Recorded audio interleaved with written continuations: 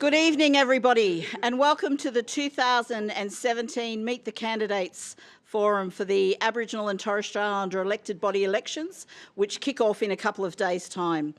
Just before we get started, my name's Robin Forrester. I'm the Director for the Office for Aboriginal and Torres Strait Islander Affairs, and in conjunction with Elections ACT, we're responsible for running this election. I thank you all for your participation today, and for everybody out there watching via live stream, we welcome you as well. Before we get started, I'd like to invite Mr. Richie Allen to provide us with a welcome to country.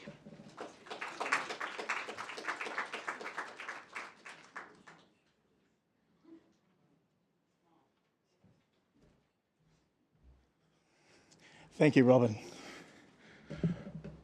On behalf of my elders and my mum, Auntie Violet Sheridan, I'd like to welcome you here today and thank you for coming to attend this important event, Special Elected Body, which is our voice in the ACT. I'd like to welcome on behalf of my people, the Ngunnawal people. I'd like to pay my respects to our elders, past and present, and also the future ones. I'd also like to acknowledge all the other Aboriginal and Torres Strait Islander people in this room today and thank them for coming. On behalf of the Ngunnawal people, Yanagul, hello and welcome. Thank you. Thank you very much, Richie. I'd also now like to invite the Minister for Aboriginal and Torres Strait Islander Affairs, Ms. Rachel Stephen-Smith, to say a few words.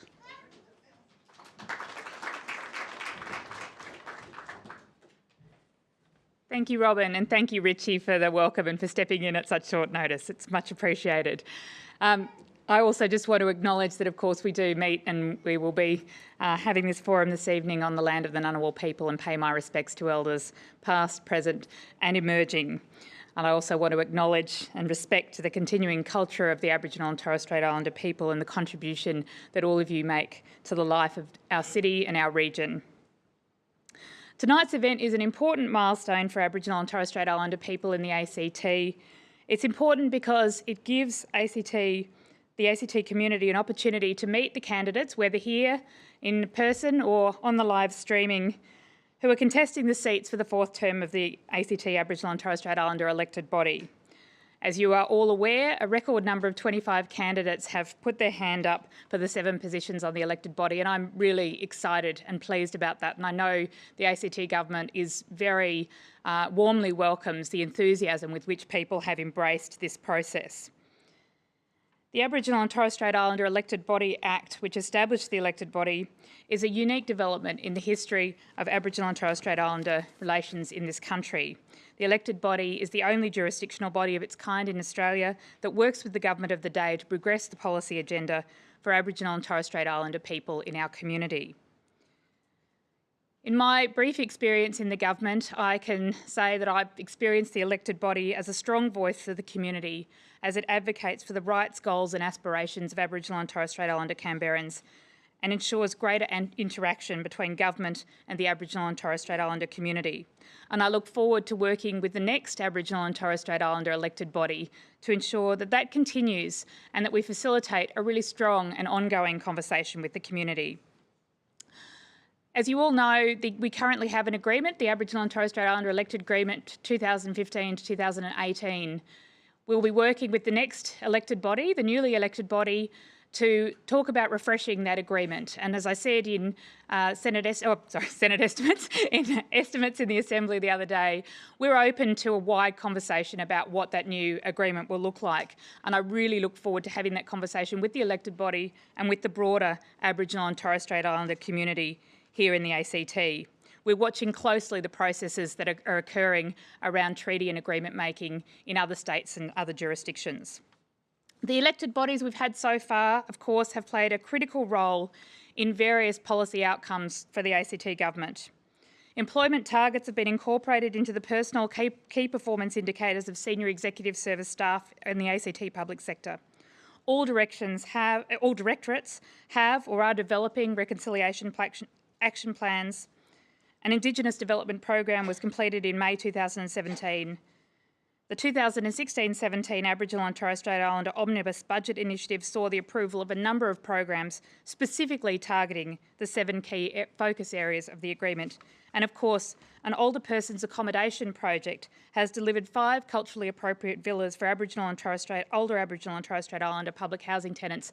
And the Labor government, of course, is committed to a second iteration, and the development of that project was funded in the most recent budget.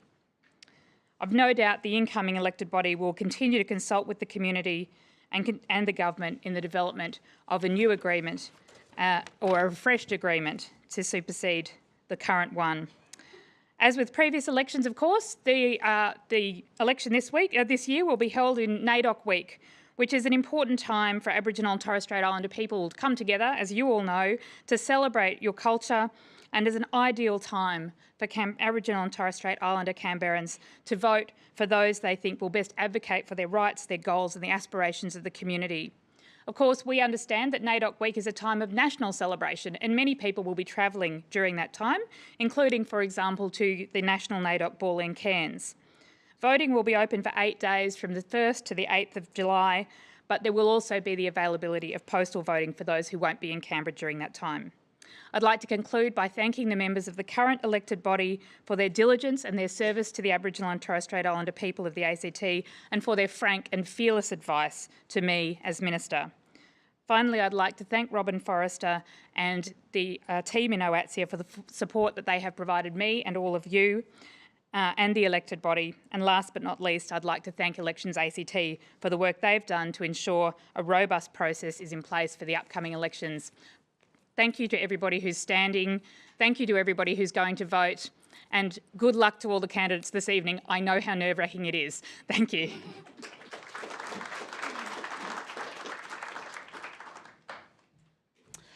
Thank you, Minister. Now, as the Minister did indicate, we have 25 candidates that are contesting this election. Unfortunately, not all of them have been available for this evening, but we do have a majority of the candidates here. The way it's going to work is they're going to be given 3 minutes to talk about what it is that they stand for, what their key issues are, and a bit of an introduction about themselves as well. As I said, they'll get 3 minutes. They'll get a warning on the 30 seconds to go, and then it'll be speak no more at 3 minutes.